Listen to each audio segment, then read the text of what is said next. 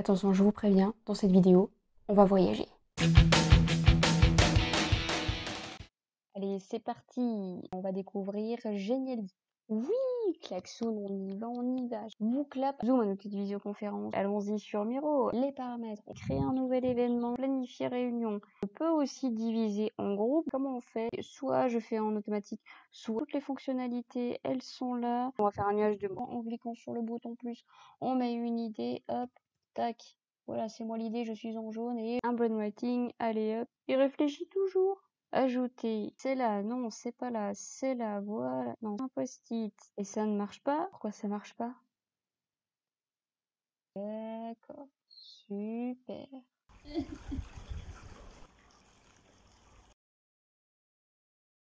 Salut les formateurs, c'est Flo, j'espère que vous allez bien. Sortez les carnets et les stylos, on va parler d'outils. J'ai la sensation en ce moment qu'il y a une multitude d'outils et on ne sait plus où donner de la tête. En fait, il y en a tellement, que ce soit des outils collaboratifs, que ce soit des jeux, de la visio, et chaque formateur défend son point de vue. Mais qu'est-ce que j'utilise comme outil?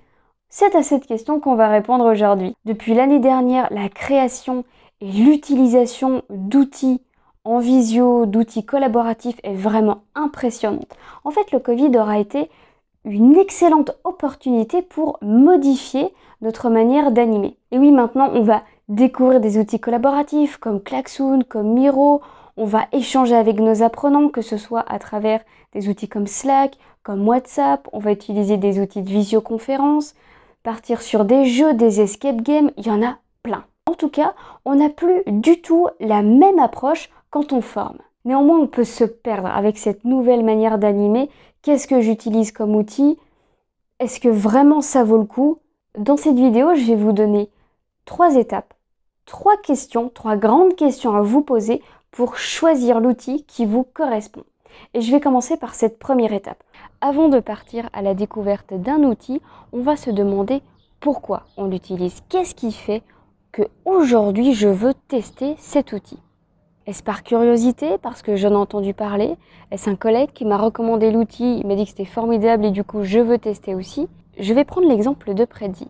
L'année dernière, j'en ai beaucoup entendu parler. Qu'est-ce que vous utilisez comme outil? Prezi. J'ai dit, mais il faut que j'aille le voir. Tout le monde l'utilise, il faut que je sache. Donc j'ai été par curiosité. Je n'en avais pas besoin, mais j'ai été voir ce que ça disait. Bon, finalement, l'outil ne m'a pas paru intéressant. Beaucoup de formateurs s'en sont plaints, donc je me dis finalement, j'ai un peu perdu du temps pour rien, parce que je ne savais pas ce que j'allais chercher dans cet outil. Donc il est important de revenir aux bases et de se dire, mais pourquoi? Est-ce que j'ai besoin de cet outil? Et là, on va se poser les questions de qu'est-ce que je cherche à faire. On va essayer déjà de se projeter en se disant, cet outil-là va me servir à créer des supports, dynamiser, designer des supports, parce que les miens sont un peu ternes, j'ai besoin de les moderniser. Est-ce que j'ai besoin de Est-ce que j'ai besoin d'utiliser un outil collaboratif? J'ai une idée de brainstorming et j'aimerais faire participer mes apprenants en classe virtuelle.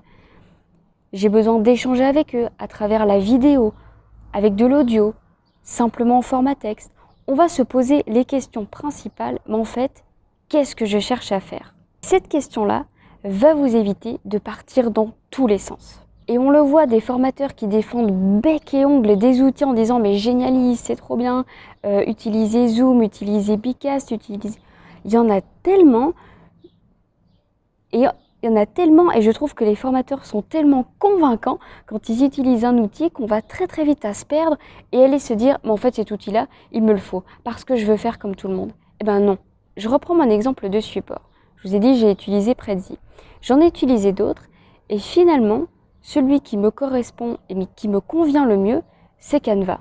Parce qu'il est vraiment design, j'ai pas besoin d'animation, j'ai pas envie qu'il y ait...